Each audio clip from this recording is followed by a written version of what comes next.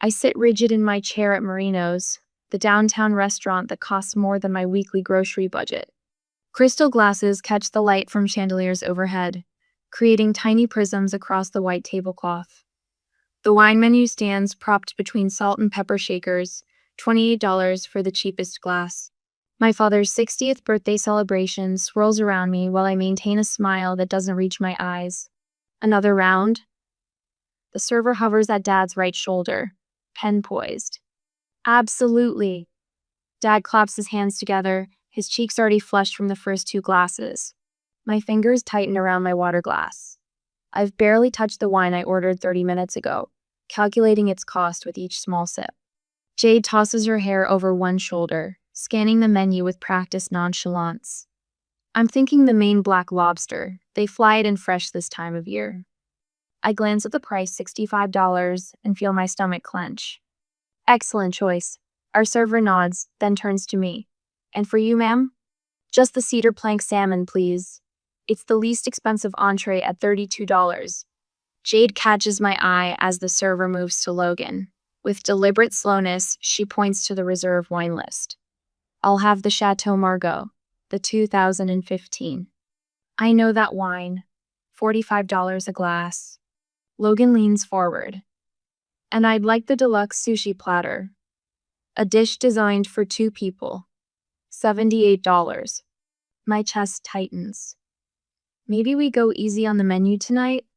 The words slip out before I can stop them, soft enough that only our table can hear.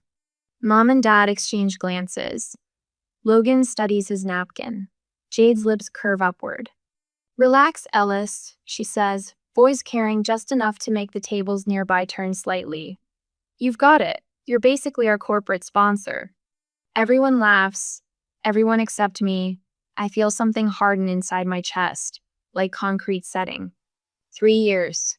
3 years of holidays, birthdays, and just because celebrations were my card somehow always ended up with the bill. It began with my promotion to financial manager. Suddenly, my family wanted to celebrate everything, and I was happy to treat occasionally. But occasional became expected, and expected became demanded.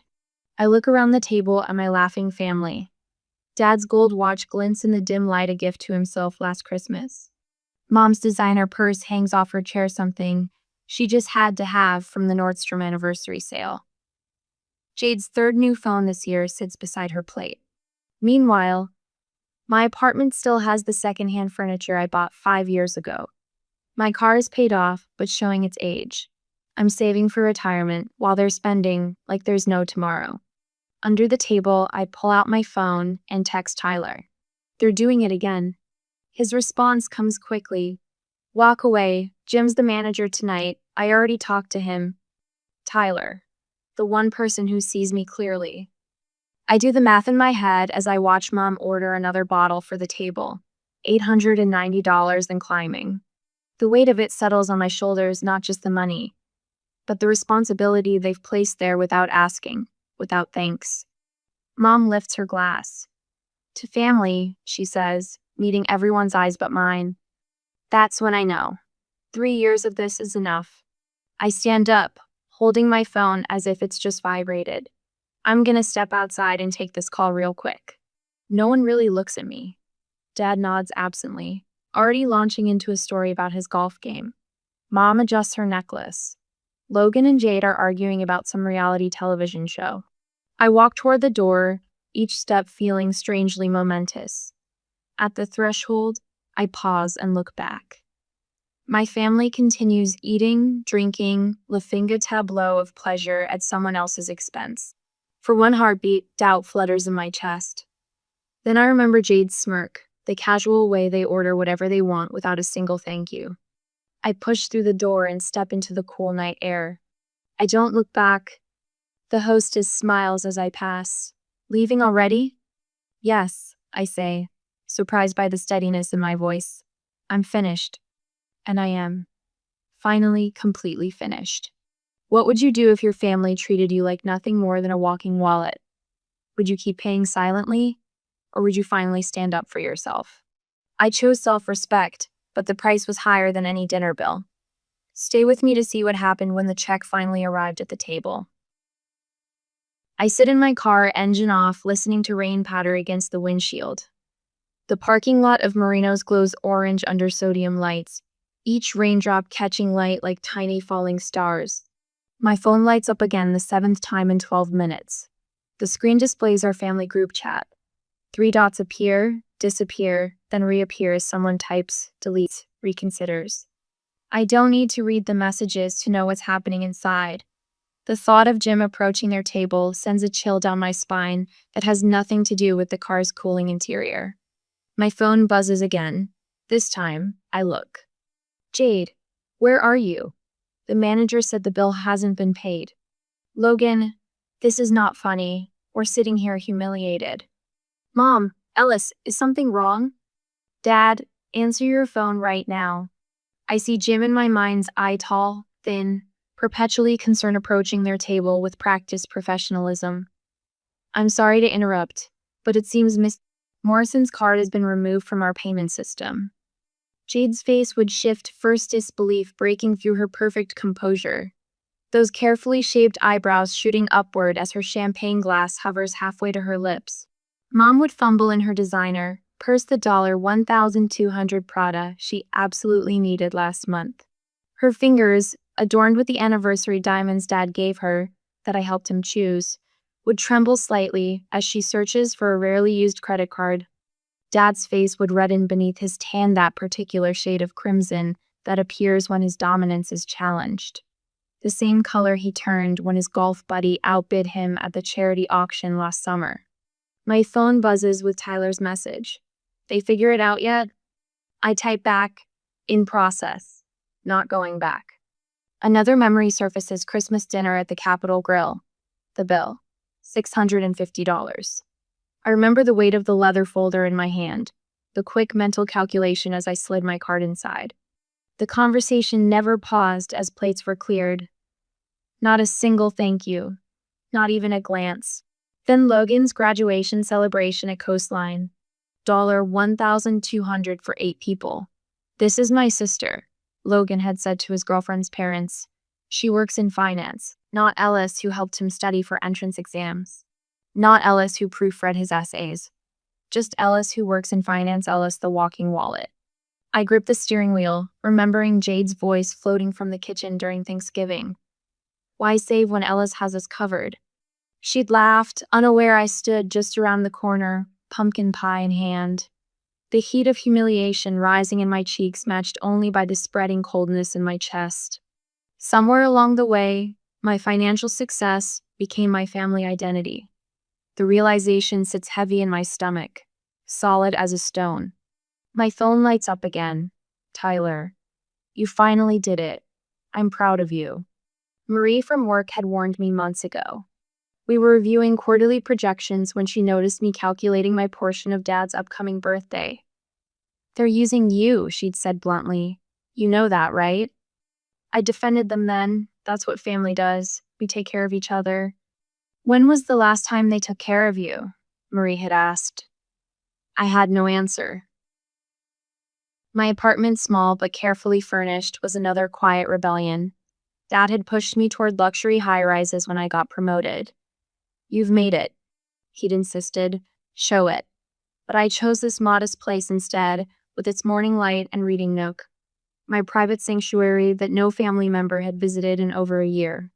Messages continue flooding my phone as I start the engine.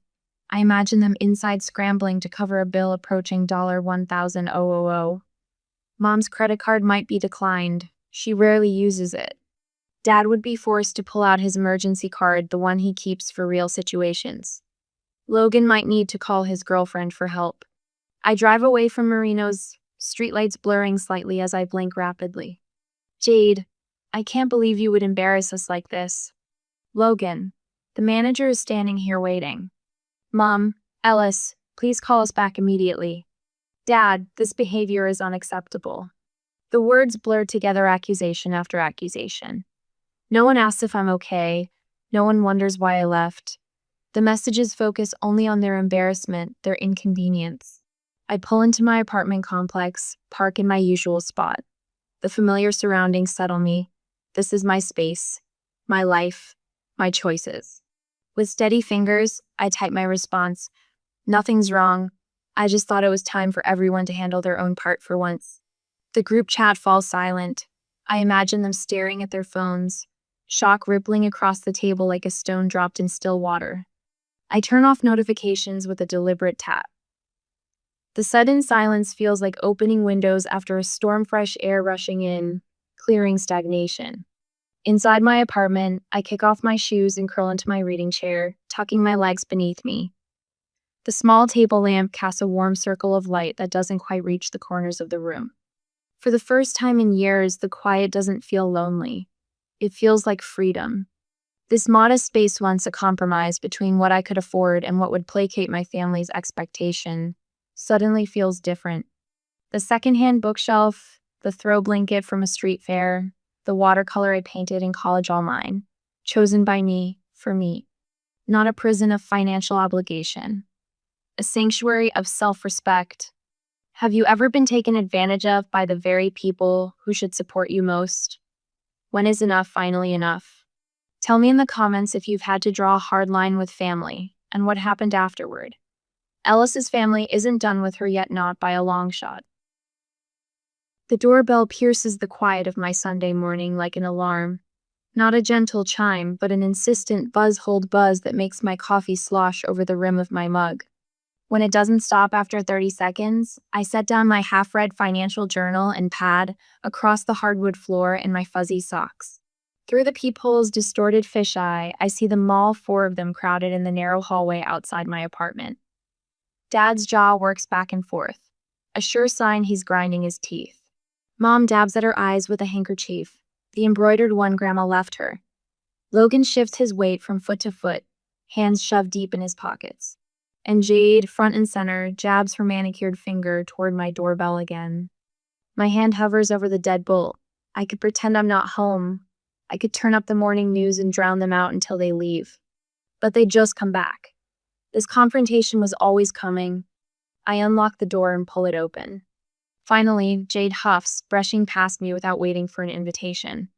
The others follow in her wake, Mom with a wounded glance, Dad with a curt nod, Logan with an awkward half smile that dies before it fully forms. They position themselves around my modest living room like they're staging an intervention. Dad immediately begins pacing the perimeter, running his finger along my IKEA bookshelf, as if checking for dust. Mom sinks into my reading chair, handkerchief pressed to her nose, her designer purse, the one I remember her needing last season, tucked beside her. Jade plants herself directly in front of my television, arms crossed over her chest, while Logan hovers uncertainly near the exit, as if preserving the option to flee.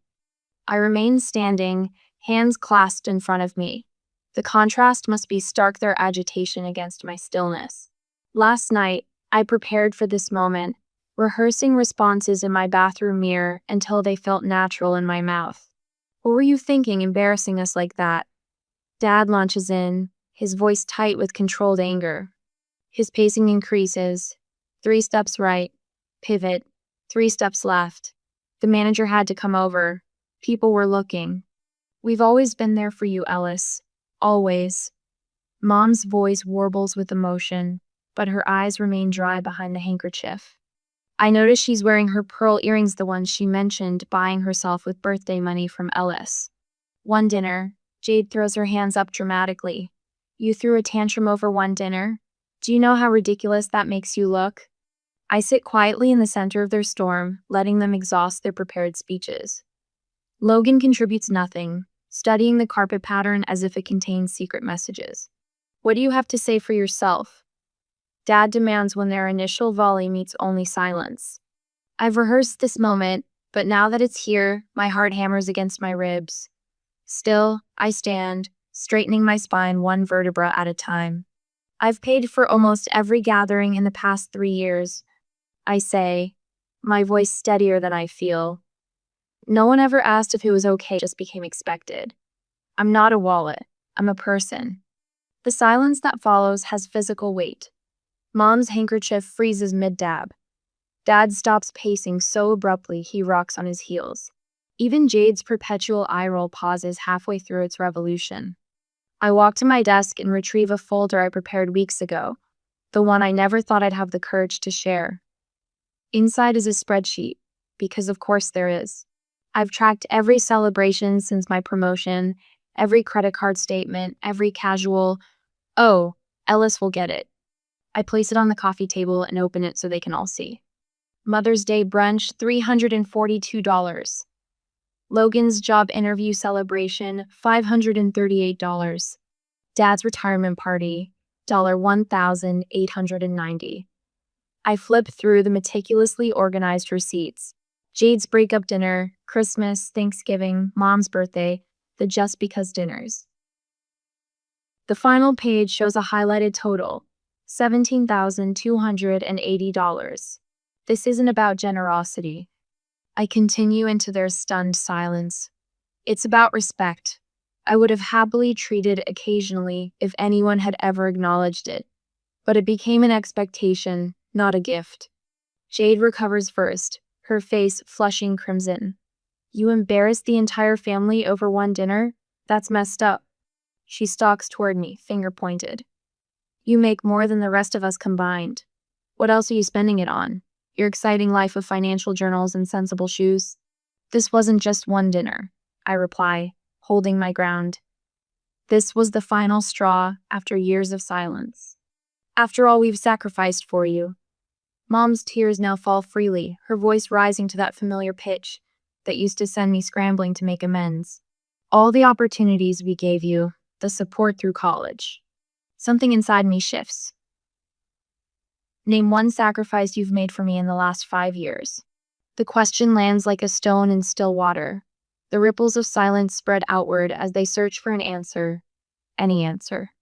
We're family, Dad finally says, as if that explains everything. Yes, I nod. And family should respect each other. Jade snatches her purse from the couch.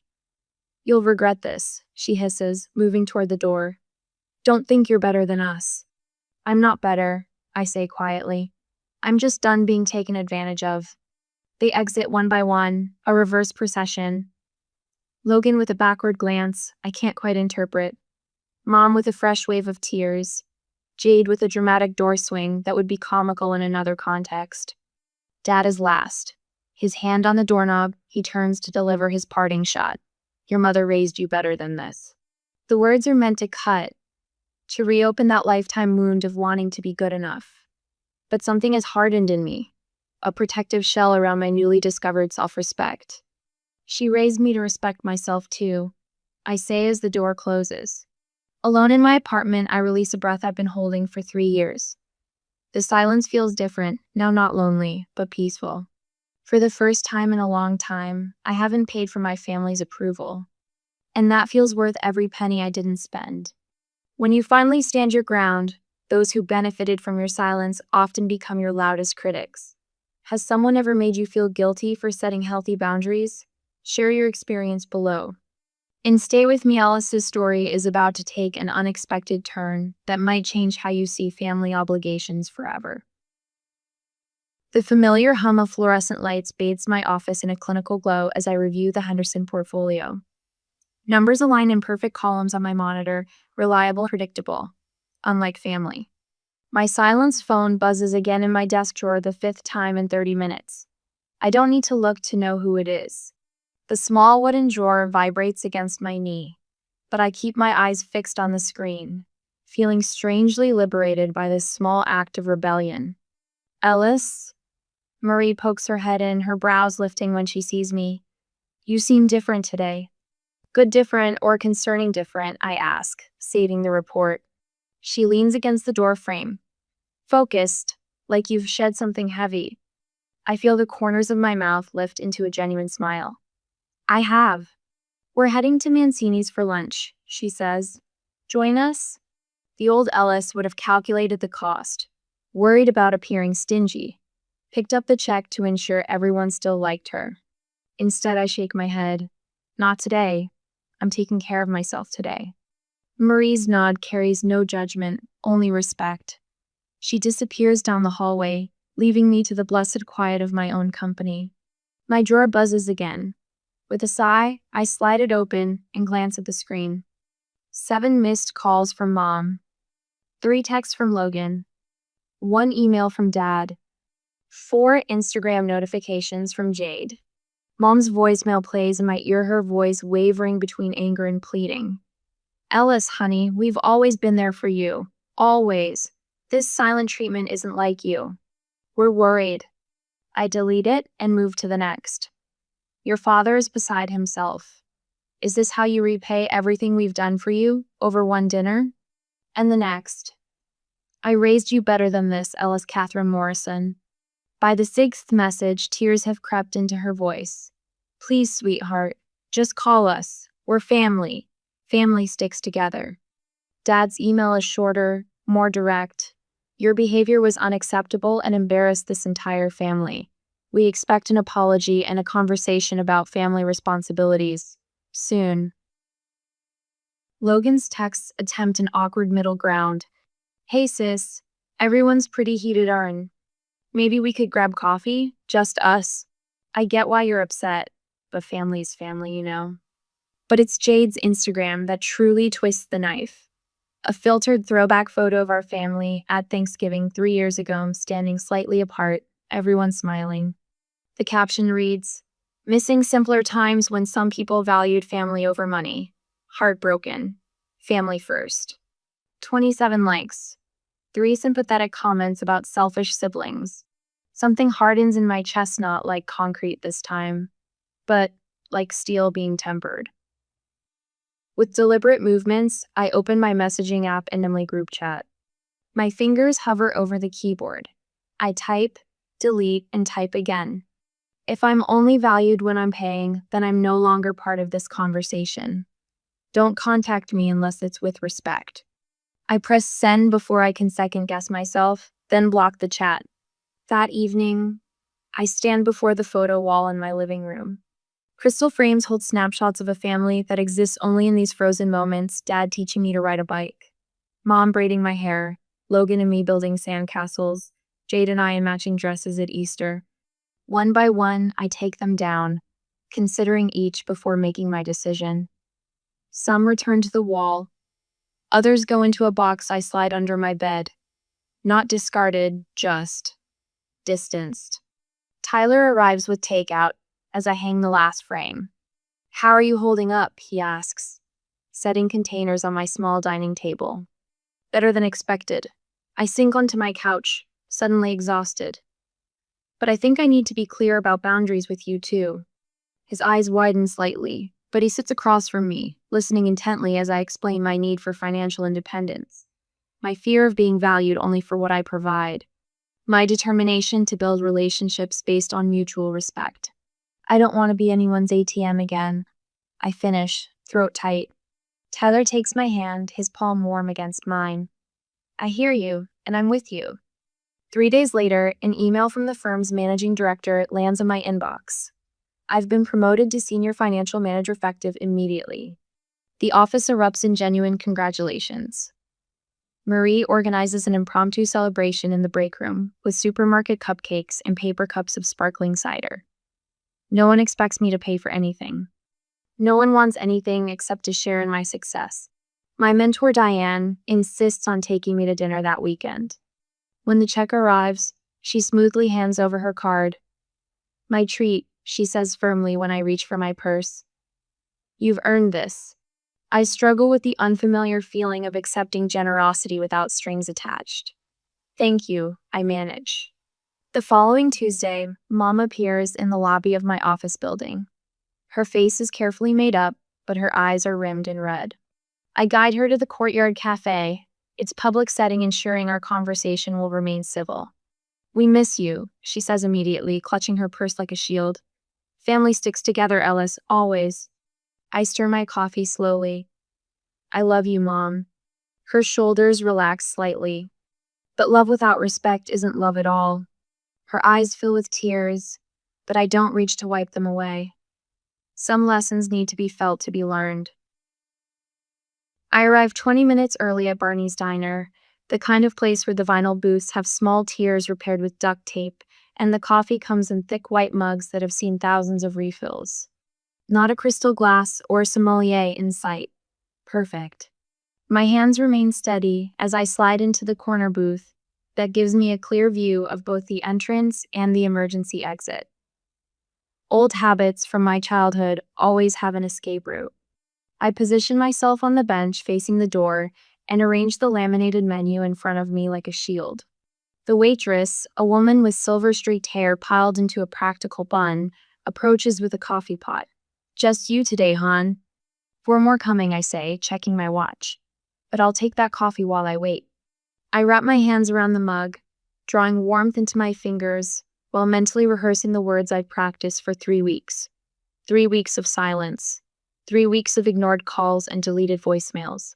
3 weeks of finding my voice.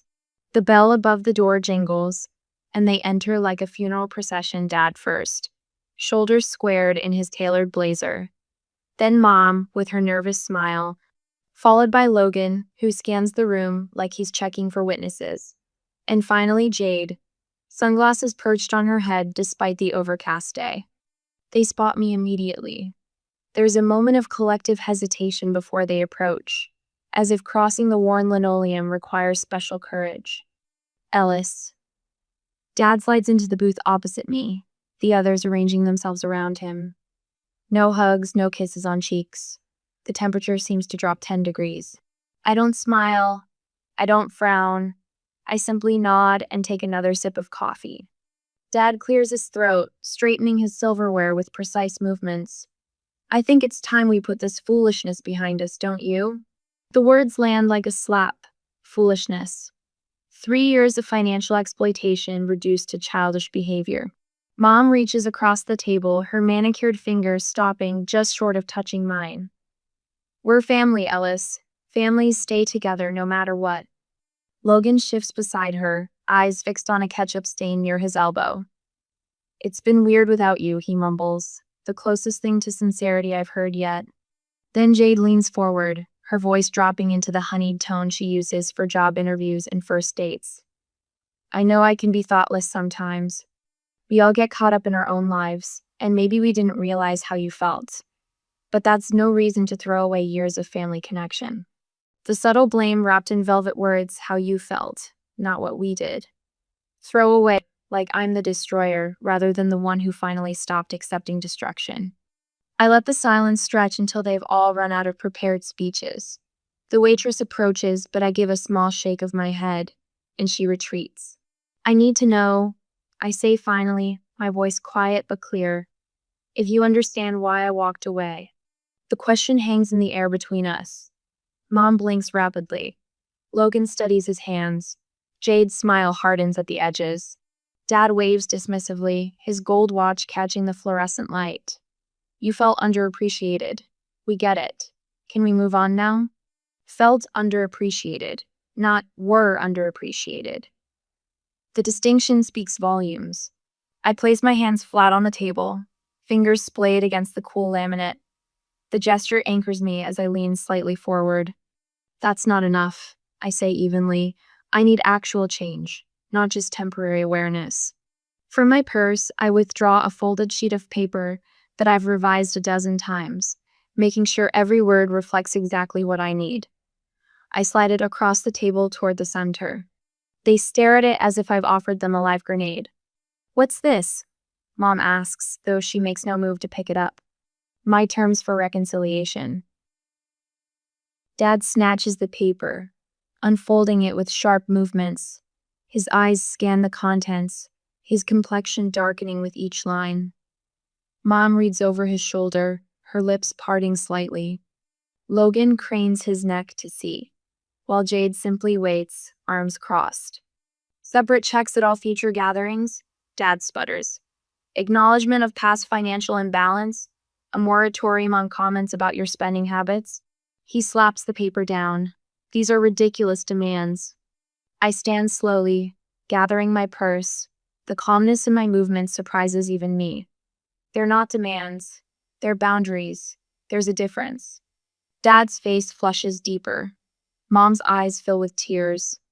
Logan looks torn between embarrassment and admiration. But it's Jade who surprises me. "Wait," she says, one hand raised. The usual smirk is gone, replaced by something I haven't seen on her face in years uncertainty. I think. I think she's right. Logan's head snaps toward her. Dad's mouth opens and closes without sound. Mom freezes mid-dab of her handkerchief. What? Dad finally manages. Jade shrugs, not meeting anyone's eyes. We've been treating her like an ATM. If Ryan did that to me, I'd have lost it way sooner than she did. The admission cracks something in the tableau of family unity they've presented.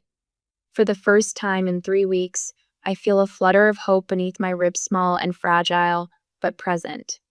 I remain standing, not quite ready to sit back down, but not walking away either.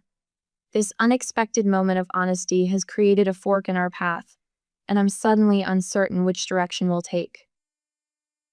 I adjust the small bouquet of sunflowers in the center of my dining table, stepping back to survey my handiwork.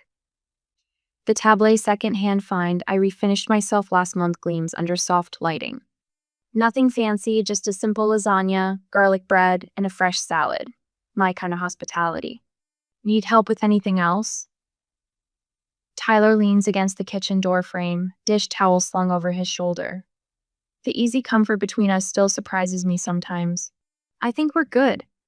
I smooth the napkin needlessly. Thanks for being here tonight. He crosses to me, hands settling on my shoulders. Wouldn't miss it. You okay? Before I can answer, the doorbell rings. My shoulders tense involuntarily beneath his fingers. It's just dinner, he reminds me softly. I nod, square my shoulders, and move to the door. When I open it, Mom stands there, Logan slightly behind her. She clutches a glass baking dish with both hands like it's a peace offering. Homemade apple crisp, she announces, her voice carrying a forced brightness. Still warm. Come in. My smile feels genuine, if cautious. The absence of Dad and Jade hangs in the air between us, unmentioned but unmissable. Logan steps forward, awkwardly offering a bottle of wine that I notice isn't from the top shelf. Hey Ellis, place looks nice. The greetings are stilted but sincere. I accept Mom's dessert with both hands, our fingers brushing in a moment of connection that feels more honest than 1,000 family dinners before. Tyler's just opening the wine, I say, leading them to the table. Nothing fancy tonight, just homemade. It smells wonderful, Mom says, and I catch the slight surprise in her voice as if she's just remembering I'm capable of more than signing checks. We settle into dinner, and the conversation flows more naturally than I expected. No mentions of bills or who's paying. Just people talking. How's the Anderson project going? Logan asks between bites of lasagna. You mentioned last time it was keeping you busy. I blink, momentarily startled by his genuine interest in my work. It's good challenging, but we're making progress. The client finally approved the third quarter projections. This is delicious, Ellis, Mom says, reaching for a second helping of salad. Let me help clean up after. Small moments, authentic connections. I feel something unclenching inside me that I hadn't realized was still so tight. But there are empty chairs at my table. The absence speaks volumes. Dad's still? I finally ask, letting the question hang. Mom sets down her fork with deliberate care. Your father isn't ready yet, she says quietly. Jade sides with him. Logan studies his plate.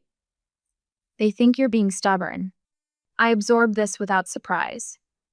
I can only control my own choices, I finally, not their responses.